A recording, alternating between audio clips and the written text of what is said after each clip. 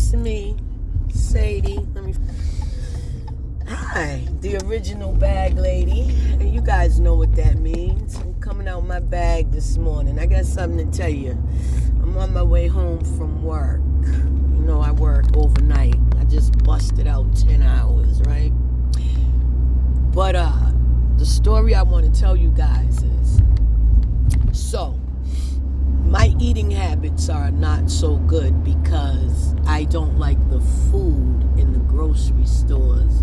Just don't taste the same. Every fruit tastes like a cucumber, right? That's what my sister says. Everything, watermelon tastes like cucumber, but it does. The food just isn't the same. So I have a hard time eating. I don't like beef. I don't like pork. I don't like lamb.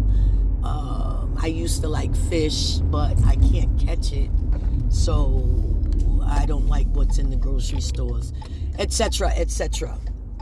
Well, there is a fruit called jackfruit, and it is the biggest fruit in the world. It's good. You can eat almost every part of it except for like the rind. They cook it. They say it tastes like pulled pork. I tried to cook it. It wasn't good for me. Like barbecue pulled pork or something. I didn't like that. But you can eat the seeds, and I like the fruit. I would love to taste it from India. It is the largest fruit in the world. Okay, so they must be having a hard time being able to get that fruit from India here, because they're not doing a good job with it at the local grocery stores. In fact, you can barely find it. So I found an Indian store.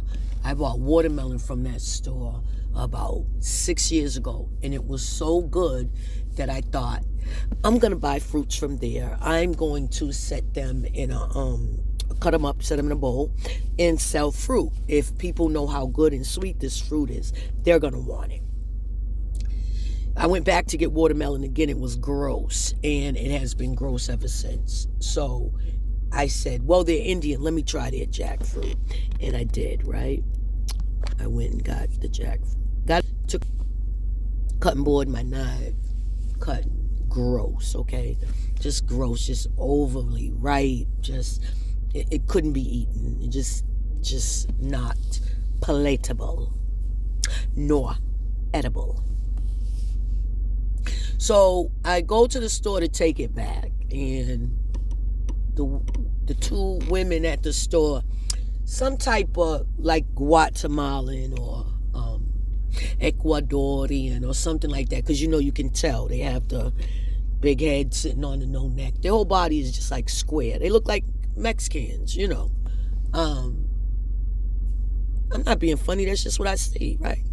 They say black people all look alike. So if it's good for the goose, it's good for the gander. Nevertheless, so I go back, and there's a big African man behind the counter, and he's looking at me. He will not ask me anything. When he does speak to me, it's, what do you want? I don't deal with that. There's no manager here. You can take it downstairs and see what. I go downstairs. Now, I'm not trying to make this difficult. I spent $31 on fruit in this store. It's not edible. I want my money back, right?